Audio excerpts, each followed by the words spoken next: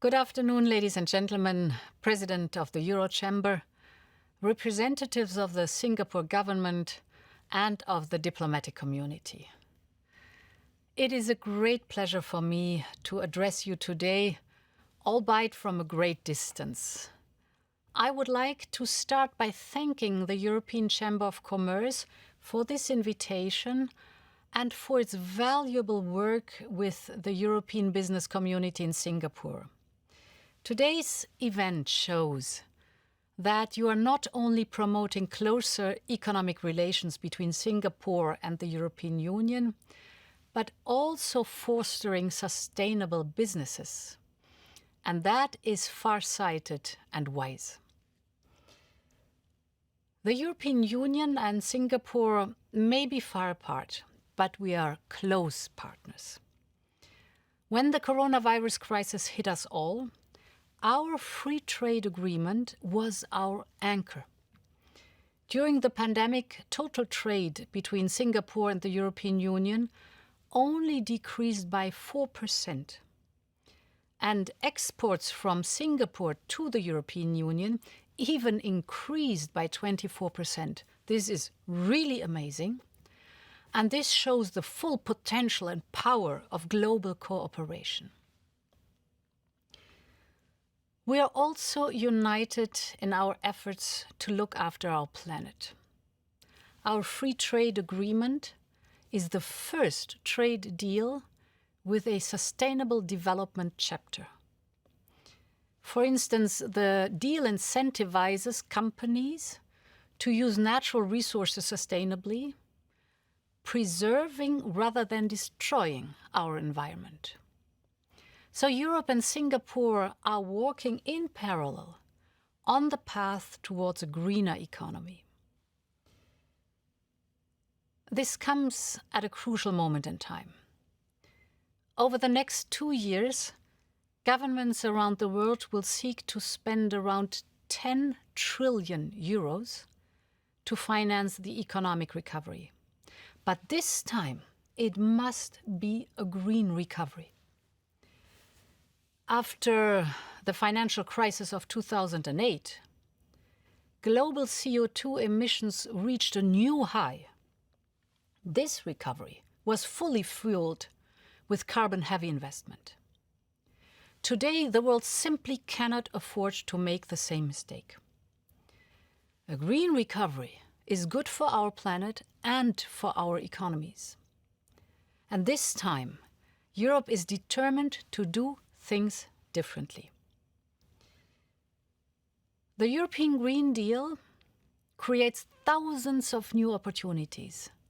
Science tells us that every million euros invested in clean energy creates 3 times more jobs compared to investment in fossil fuel-powered energy. So, this is the moment to make a very clear choice for sustainable and clean investment. During the summer, I have proposed a European Recovery Fund called Next Generation EU.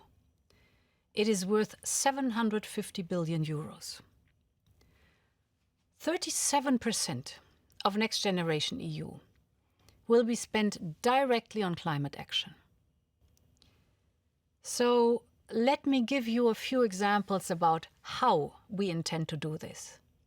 First, we will launch a renovation wave for our buildings, similar to Singapore's Green Towns plan. We want to make our buildings more energy efficient, and we want them to become carbon sinks, using organic building materials like, for example, wood, and smart technologies powered by artificial intelligence. With Next Generation EU, we can make Europe's buildings less wasteful, less expensive, and more sustainable. Second, we will invest in clean hydrogen. Hydrogen is a perfect alternative to fossil fuels for heavy industry. Clean hydrogen must not only be produced, but transported, stocked, and it has to become part of industrial processes. So Next Generation EU will invest specifically in this systemic transformation. Third, we will finance 1 million electric charging points across our continent. These are investments in green infrastructure that accelerate change in the mobility sector. So Next Generation EU has the potential to create new markets for clean products and for sustainable products. The European Green Deal is our ambitious plan for a more sustainable future. And at the same time, it is Europe's new growth strategy. The fact that the European Union will lead the way will also create opportunities for our partners and sustainable businesses worldwide. Just look, for example, at green financing.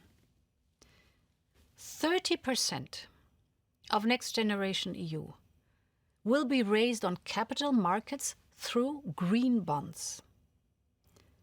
So international investors will know that if they invest in Europe, they invest in our planet's health,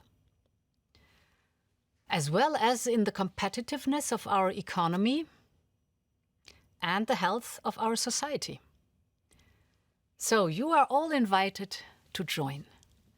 The recovery has to be sustainable for the next generations. But let me be clear. None of us can fight climate change alone. We can only do this together.